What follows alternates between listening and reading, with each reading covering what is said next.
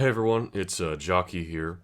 I just wanted to give a quick message before I started the video. I don't like my content being dated with political or relevant sort of stuff because I want my videos to be timeless, something you can watch the day it comes out or 57 years later and feel no different about it. But I feel the need to say this.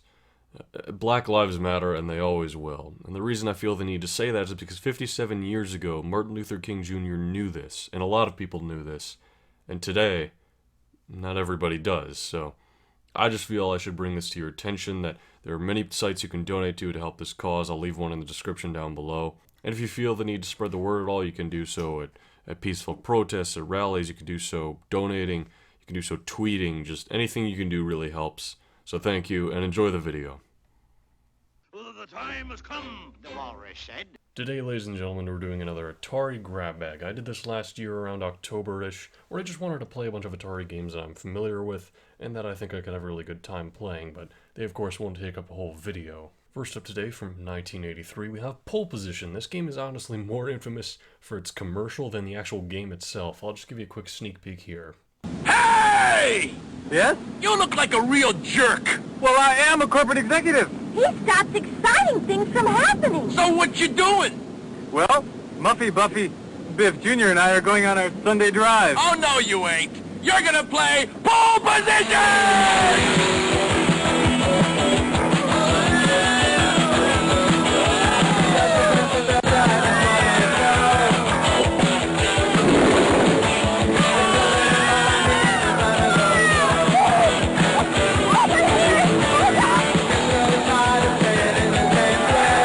I highly recommend watching the entire thing. It's a very infamous commercial.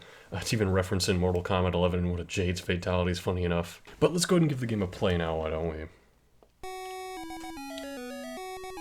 Now this game is, well, it's honestly nothing special. You drive, you get points for how much you drive, and the fire button is actually brake. I'm not pushing anything right now to actually play the game. So it's very simplistic. You just make turns and avoid the few obstacles to get points. There's no alternate levels, there's no different color schemes. Honestly, it's kind of pathetic. You know, a lot of the Atari games I play for this channel have other modes like combat and some of the ones I'm going to be doing later today, but this is just... you just drive and you avoid obstacles and that's about it. Mario Kart eats your heart out. Now we're playing one of the most famous and remembered Atari games, Breakout, or in this case, Super Breakout. I don't know if there's any difference. Maybe this is just the Atari version and Breakout is the arcade game. I'm not sure, but let's just go ahead and get started. Now, Breakout's a very simple concept. There's a ball, you're a paddle, and you have to hit the ball into the bricks up top. This is one of the first games I think of... whoops. This is one of the first games I think of when I think of classic Atari games. It's very simple. But it's also very fun and replayable, you know, you're going after your score, but also, more than the score, like that's just a number, you're also trying to break more of the wall. That's a visual representation of how well you're doing. Now in this game's case, if you miss the ball over 5 times, that's when you go ahead and lose and you aren't able to break the bricks anymore and you have to try a different level or something. And there are a lot of levels to try out. So you know what, I'm actually going to go ahead and I'm going to try out some of these other levels here. Ooh, this is one I tested out before recording this, but this one you get, there's this weird double paddle, in which you have a paddle and an extra paddle that can hit the ball. And in this case, there's also 2 balls at the same time, which can either be great, in that it hits more of the wall at the same time, and in the fact that you can lose 1 ball without losing a point. The other issue, though, is that it's kind of distracting to have to juggle those 2 at the same time. But once you lose one of them, and it's just down to this one, it's really just an easier version of the same game, because now you have double the paddles. This is an interesting kind of level here. Here we have these encased dots bouncing around. If we manage to break them out, hey, that's the name of the game, then they'll manage to bounce around the stage and act as a new ball, just like the second ball we had in the last stage. I don't like how many times I've said ball in this episode, or balls. That's going to be taken way out of context. In fact, future Jockey's probably already taken care of it. Ball, the ball, the ball, the ball, the ball. And we're close to getting that one out. I do like how if you bounce it off the bottom paddle, the top paddle isn't affected anymore, so it's not like it can bounce in between those. Although that would be kind of ridiculous, I suppose. Ooh, we broke that one out, nice. So now even though we lost our initial dot, this one's bouncing around now. It's much faster, but that can be a good thing sometimes. It is a very sensitive analog, as you can kind of tell from just these slight movements here. But that's kind of the point. You're not really meant to just adapt to where the ball is. You're more so meant to predict where it'll get to by bouncing off the wall. Ooh, these are some of the best levels right here when they introduce the gap in between the bricks you have to break, because then you can lodge it up there and start breaking a bunch at once. So I'm going to try to do that before I quit this game. I'm honestly not the best. I'm going to cut that out.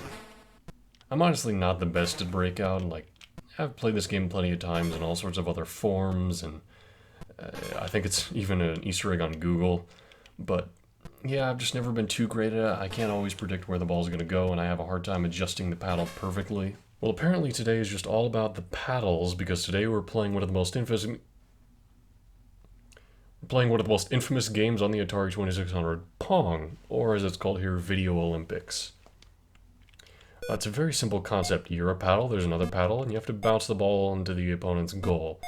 Now, it's a bit challenging, seeing as how the opponent here tracks it very well. They are a computer, after all. And it's a similar concept to the last game, where you're trying to predict where the ball will land, based on how it bounces off the top and the bottom. And based on its speed, because that can change too. Hey, we managed to score a point.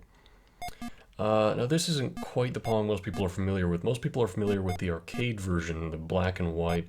And we can change the color to black and white here, but it doesn't quite look the same. This here is ponggame.org, and I'm realizing now that this is a different cropping than what I had the Atari games on, so I'm going to have to take care of it in post.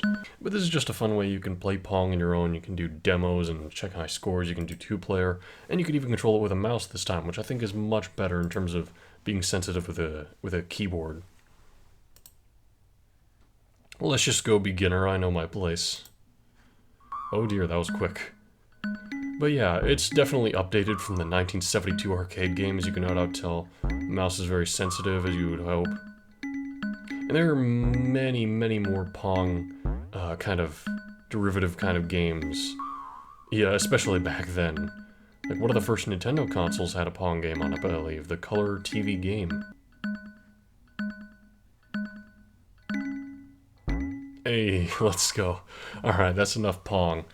Thank you guys for watching my Atari Grab Bag number 2. I feel like this is a nice tradition, just checking out some Atari games that I can't put massive amounts of time into. Granted, this is kind of cheating because this is a fan version of an arcade game, but you know, it's the same kind of era, and a lot of people have associated it with the Atari 2600. But yeah, there's still other games I want to play, so I'll definitely make sure to do another one of these sometime, maybe next year, maybe late this year, I'm not sure. We'll definitely make it a tradition. Thank you guys again for watching, and have yourself a very good day.